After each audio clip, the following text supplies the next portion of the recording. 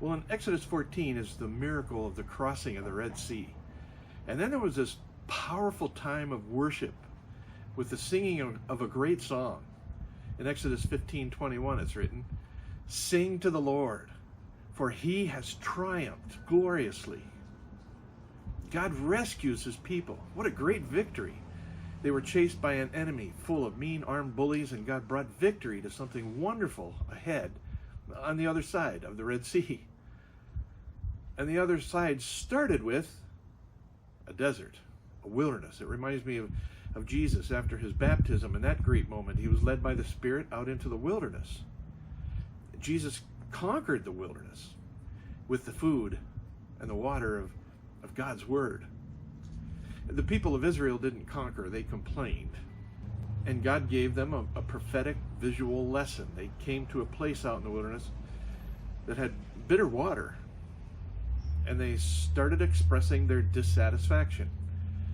They were thirsty, to be expected out in the desert, but rather than waiting and trusting on God, they became unhappy with him. Rather than trusting in God's timing, they let a grudge form, and a bitter root took hold. God wasn't doing what they expected God to do, and Moses wasn't leading them the way that they wanted him to lead. Or maybe Moses was just standing in the way of God doing what they wanted to see happen. God wasn't coming through and meeting their expectations.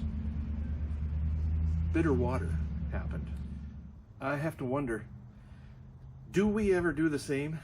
I mean, do we ever get unhappy, disappointed? God isn't doing what we're expecting, or using people around us like we thought he would.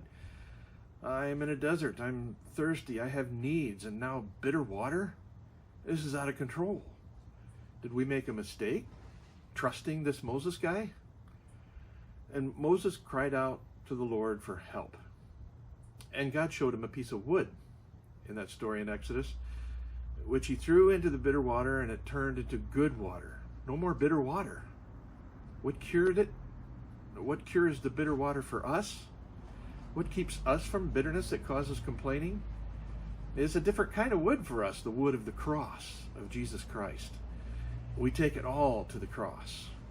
We take our thirst, our expectations, our aspirations, our lack of understanding, our need to control, our sin, our anger. We take it all to the cross, where Jesus can forgive and heal and bring good water, living water. Sometimes that's the whole reason we find ourselves in the desert. In the words of Jesus, deny yourself, take up your cross, and follow me. Trust me, he says. Humble yourselves before me, Jesus says. Drink the water I give you, even in the desert, especially in the desert.